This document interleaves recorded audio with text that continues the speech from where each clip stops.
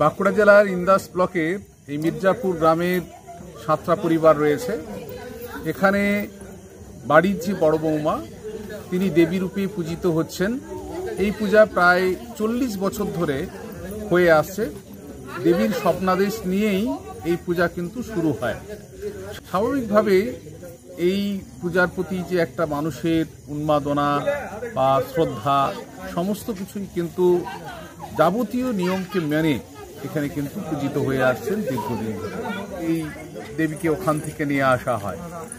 প্রথমে একটা প্রতিমার আকারের পর্ব ছিল, কিন্তু পরবর্তীকালে প্রতিমার প্রতি না হয়ে এইভাবে একটা ঘট থাকবে, তার পাশে কিছু ঘোড়া ইত্যাদির মধ্য দিয়ে এবং দেবী রূপে বাড়ির যে বড় বৌমা থাকবেন তিনি তাকে সাজিয়ে, বিশেষ করে চন্দনের ফোঁটা, মালা সমস্ত করে একটা প্রতিমাকে যেভাবে সাজানো হয় সেইভাবে সাজিয়ে এই পূজাটা কিন্তু হয়ে আসছে।